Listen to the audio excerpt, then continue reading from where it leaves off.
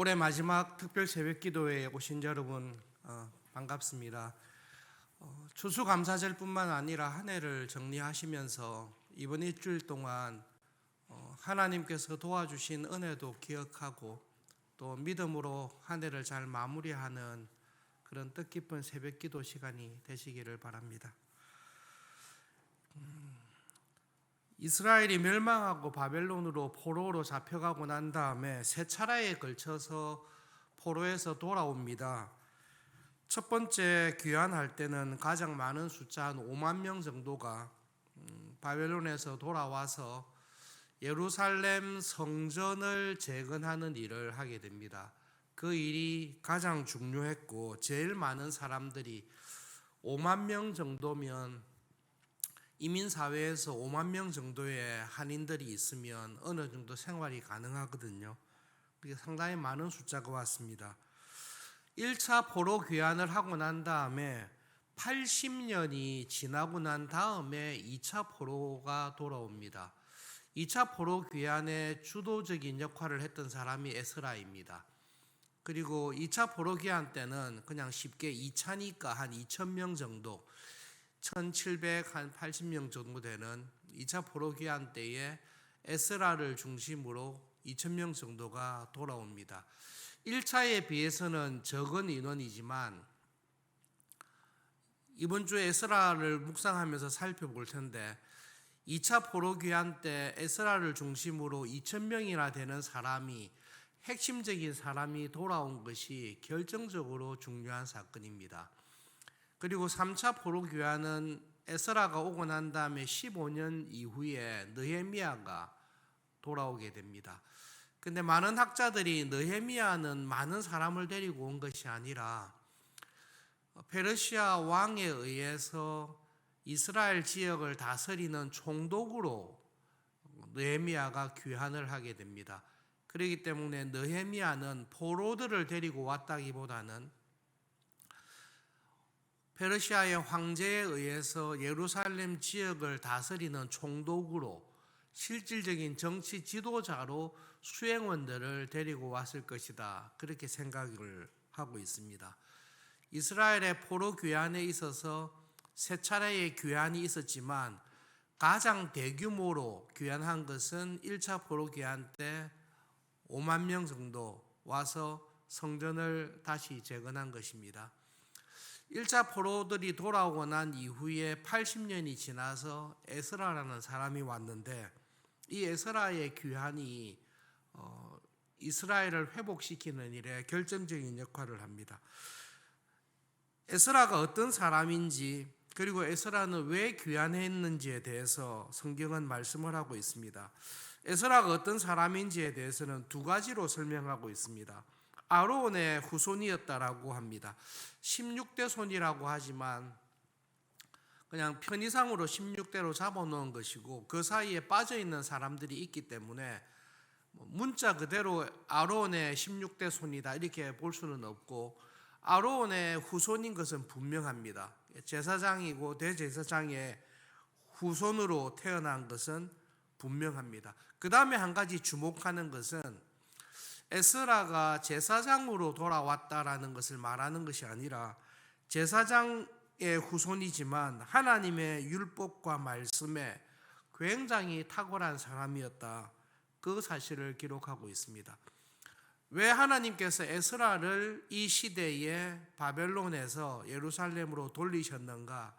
제사장이었다기보다는 하나님의 율법에 정통한 정말로 하나님의 율법을 배우고 그 율법에 따라 순종하고 그리고 하나님의 율법을 백성들에게 가르치는 일에 정말로 헌신되어 있었던 사람이었습니다. 80년 전에 포로 귀환하고 난 다음에 20년 동안 성전 건축이 중단되어 있다가 성전이 건축되었습니다. 성전이 건축되고 난 다음에 60년의 세월이 흘렀습니다. 그때 에스라가 귀환을 하게 됩니다. 성전 건축하고 60년이 흐르는 동안에 바벨론에서 돌아왔던 1차 포로들 5만 명의 영적인 상황이 어떠했습니까? 그 영적인 상황을 잘 설명하고 있는 것이 말라기서입니다. 말라기가 활동했을 때, 구약의 마지막 선지자인 말라기가 활동했을 때의 상황이 에스라와 느헤미야가 활동했던 시대하고 거의 겹칩니다.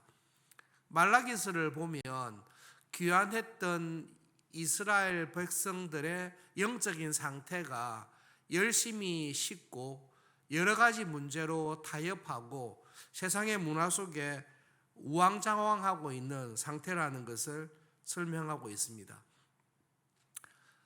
80년 전에 모든 것을 다 버리고 바벨론을 떠나서 어려운 예루살렘으로 돌아왔는데, 돌아와서 성전까지 재건을 마쳤는데, 성전 재건이 마치면 이제 이곳에서의 삶이 행복하고 뭔가 번영이 될 것이라고 기대를 했는데 그렇지 않습니다. 떠나왔던 바벨론보다 여전히 어렵고 성벽도 재건되지 않은 상태에서 무방비한 상태에서 열심을 잃어버리고 교회 자체가 영적으로 방황하고 있는 그 세대입니다. 그 세대에 하나님께서 교회의 형편을 불쌍히 여기시고 회복시켜야 되겠는데, 그 회복시키는 첫 번째 사람으로 에스라를 보내신 것입니다. 에스라에 대해서 두 번째 이야기할 때에 이 사람은 아론의 후손이었고 하나님의 율법에 탁월하였습니다라는 설명과 함께 페르시아의 왕에게 구하는 것은 다 받는 사람이었다라고 기록하고 있습니다. 이 사실은 우리가 주목을 해야 됩니다. 당시에 제국을 다스리던, 세계를 다스리던 나라가 페르시아인데 페르시아의 왕하고 잘 알고 있다. 그래도 대단히 성공한 사람일 것입니다. 그런데 에스라에 대해서 설명할 때에 에스라는 페르시아의 왕을 잘 알고 있습니다. 친한 사이입니다. 그것을 넘어서서 왕에게 무엇을 부탁하면 왕이 다 들어주었다라고 기록하고 있습니다. 여러분, 에스라는 예루살렘을 경험한 적이 없는 사람입니다. 유다가 멸망하기 전에 바벨론 포로로 잡혀가는 것이 세 차례에 걸쳐서 일어납니다. 에스라의 선조들이 언제쯤 바벨론의 포로로 잡혀갔을까 확실하지 않지만 추측할 때에 1차 포로, 2차 포로, 3차 포로가 있는데 1차 포로 때 잡혀가지 않았을까? 다니엘이 잡혀갈 때에 유다가 멸망하기 전에 다니엘과 귀족들과 제사장들을 사로잡아 가는데 그때 에스라의 선조들이, 조상들이 잡혀갔을 것이다 라고 생각을 합니다. 그러니까 유다가 망하기 전에 잡혀간 거죠. 유다가 망하기 전에 잡혀가서 70년간 포로 생활을 하고 70년 포로 생활을 마치고 1차 포로 귀환을 하게 됩니다. 1차 포로 귀환이 에스라가 오기 80년 전입니다. 그러면 그 전에 70년간 바벨론에서 포로 생활을 했습니다. 그러면 에스라의 선조는 70년 포로 생활하기 이전에 1, 20년 전에 포로로 잡혀갔다라고 하면 에스라는 이스라엘을 본 적이, 예루살렘을 본 적이 없는 사람입니다. 아무리 소극적으로 잡아도 에스라는 바벨론 이민 3세나 4세에 해당할 것입니다. 에스라의 입장에서 보면 자기가 태어난 곳이 바벨론입니다. 자기가 교육받고 성장한 곳도 바벨론입니다. 그리고 에스라는 바벨론에서 굉장히 성공한 사람입니다. 왕을 아는 사람이 아니라 왕에게 부탁한 모든 것은 왕이 다 들어주는 사람입니다. 그런 사람이었다라고 기록하고 있습니다. 그러면 여러분, 만약 여러분께서 에스라와 같은 입장에 있다고 생각하시면 여러분은 바벨론을 떠나서 예루살렘으로 올 마음이 있습니까? 150년 전쯤에 미국으로 이민 갔습니다. 한국에 대한 기억 자체가 없어요. 고향에 대한 기억 자체가 없어요. 고향이 바벨론입니다. 그리고 이 바벨론에서 성장하고 치열하게 살면서 성공했습니다. 모든 것이 보장되어 있습니다. 어느 정도로 보장되어 있습니까? 바벨론의 페르시아의 왕이 에스라가 하는 이야기는 다 들어줍니다. 예루살렘으로 돌아갈 이유가 전혀 없습니다. 예루살렘은 가본 적도 없고 태어난 곳도 아니고 내가 살고 자랐던 바벨론에 비하면 모든 것이 뒤처지고 있는 곳입니다. 그런데 에스라는 무슨 이유인지 모르나 인생의 제일 황금기에 모든 것을 성공하고 죽을 때까지 행복할 수 있는 그 바벨론을 떠나서 예루살렘으로 돌아왔다라고 기록하고 있습니다. 우리가 결론적으로 에스라에 대해서 생각할 것이 있습니다. 우리가 어떤 장소를 떠나서 새로운 곳으로 갈 때는 회개할 때에 그런 일을 자주 합니다. 하나님을 버리고 세상의 성공과 행복을 추구하다가 정신을 차려서 내가 이 죄악된 곳을 떠나야 되겠구나. 이제 이 자리에서 세상의 성공과 행복을 추구하는 것을 회개하고 믿음으로 살아야 되겠구나. 우리가 그럴 때에 좋은 자리이지만 평생 살아왔던 자리지만 그 자리를 떠나는 경우가 들어 있습니다. 그런데 여러분 에스라를 보시면 성경에서 말할 때에 에스라는 바벨론에서도 정말로 믿음으로 살았던 사람입니다. 바벨론에 있을 때부터 에스라는 마음을 정하고 제사장의 후손으로 살면서 하나님의 율법에 정통하고 자기의 인생 자체를 하나님의 말씀을 연구하고 하나님의 말씀에 순종하고 내가 연구하고 순종한 하나님의 말씀을 확신 있게 가르치는 일에 헌신했던 사람입니다. 에스라는 왜 바벨론을 떠나서 예루살렘으로 갔습니까? 정신 차리고 믿음 생활을 제대로 하기 위해서 떠난 차원이 아닙니다. 지금도 믿음으로 살고 있습니다. 지금도 봐도 저 사람이 저 정도로 신앙생활하면 바벨론에서 이렇게 살아간다고 하면 하나님께 큰 칭찬을 받을 수밖에 없다라는 믿음으로 살았던 사람입니다. 그런데 에스라가 바벨론을 떠나서 예루살렘으로 간 것은 우리가 잘 아는 대로 더 큰 믿음으로 하나님을 더 사랑하기 위해서 바벨론을 떠난 것입니다. 여러분, 신앙의 인물들 가운데 믿음으로 살았던 사람들의 삶을 가만히 들여다보면 지금처럼 살아도 믿음으로 살고 있습니다. 정말로 모범적으로 살고 있습니다. 그런데 그렇게 살아가는 사람들의 삶을 돌아보면 결정적인 순간에 그 자리에 있어도 됩니다. 그런데 그 자리를 떠나서 한 번도 가본 적이 없는 고향을 떠나고 여기에 있으면 더 안락한 곳인데 그 안락한 곳을 떠나서 수고하고 고생하는 자리로 떠납니다. 그 이유는 딱 한 가지입니다. 하나님, 제가 바벨론에서 하나님께서 주신 은혜에 만족하기보다 하나님께서 관심 가지시는 일에 제가 더 헌신하며 쓰임받으면서 살기를 원합니다. 저는 하나님께서 주신 행복도 감사하지만 하나님의 사람으로 주님의 교회를 세우고 무너져 있는 예루살렘 공동체를 회복하는 일에 하나님 저를 쓰기를 원하시면 저는 이 모든 것을 다 포기할 수 있습니다.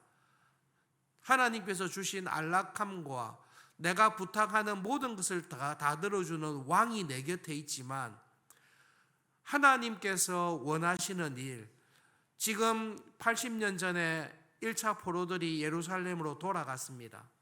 60년 전에 성전이 건축되었습니다. 60년이 지나는 동안 그들의 열심이 다 식었습니다. 이방인들과 혼인을 하고 있습니다. 동족들 간에 서로 압제하면서 착취하고 있습니다. 모든 것을 다 버리고 떠났던 포로 귀환의 후손들이 하나님의 나라를 세우지 못하고 하나님의 율법이 무너지고 있습니다. 제가 바벨론에서도 하나님의 말씀을 가르치고 믿음으로 살도록 수고하고 있지만 지금 무너져 있는 저 하나님의 나라와 이스라엘 공동체에 하나님, 제가 필요하다면 저는 이거 다 포기할 수 있습니다. 하나님 필요하시면 저를 불러주시면 제가 하나님을 더 사랑하기 위해서 이 모든 것을 다 남겨두고 예루살렘으로 떠날 수 있습니다. 그 마음을 에스라가 가졌습니다.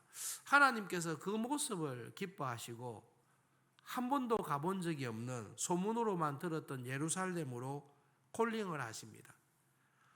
새벽 기도에 오신 여러분, 주차 시설도 별로 안 좋고 얼마나 오실까 사실은 좀 염려도 되기도 했습니다. 추워진 날씨에 한 해를 돌아보시면서 일주일간 하나님 앞에서 내가 어떻게 살았는지 또 앞으로 어떻게 살아야 될지를 진지하게 기도하시는 여러분, 에스라에게 주셨던 은혜가 여러분의 삶 속에 정말로 함께 하시기를 바랍니다.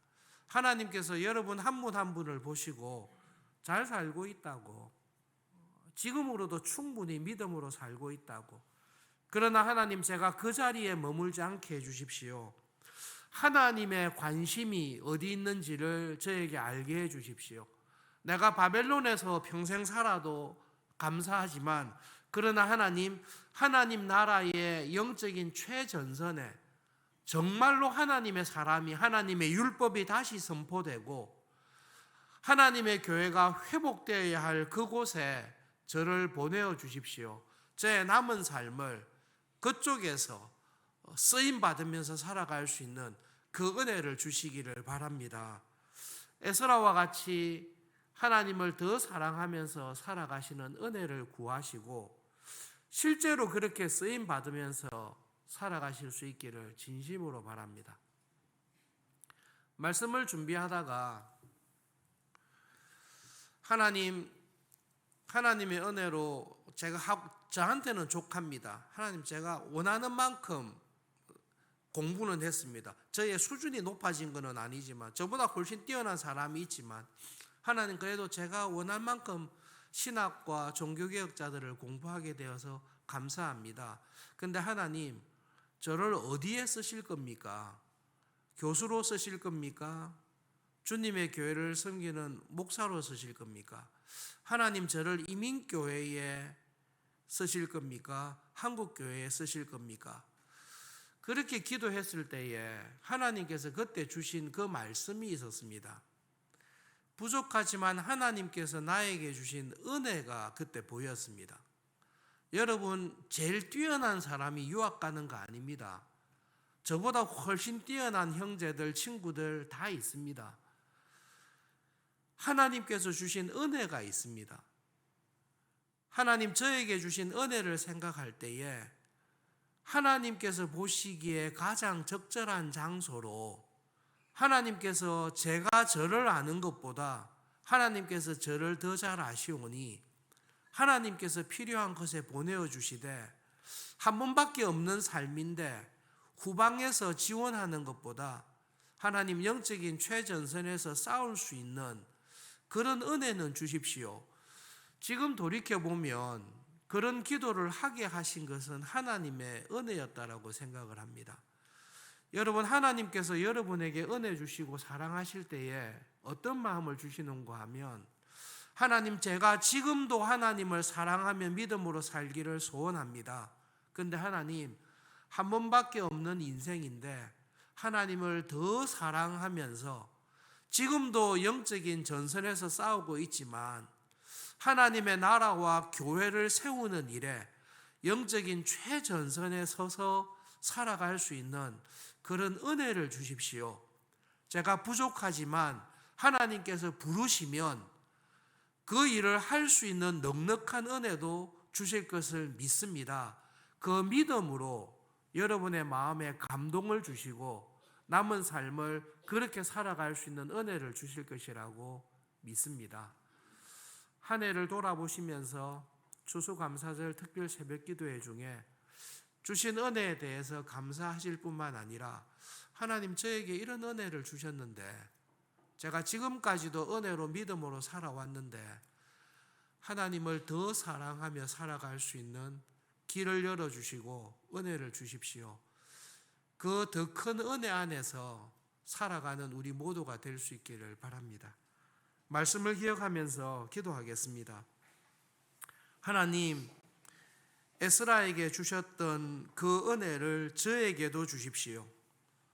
바벨론에서 믿음으로 살아가는 것에 자족하지 않고 하나님, 부족하지만 주님의 교회와 하나님의 나라를 위해서 하나님을 더 사랑하면서 살아갈 수 있는 열심과 은혜를 저에게 주십시오. 이 기도 제목을 가지고 함께 기도하며 하나님과 함께 동행하시는 하루가 되시기를 바랍니다. 기도하겠습니다.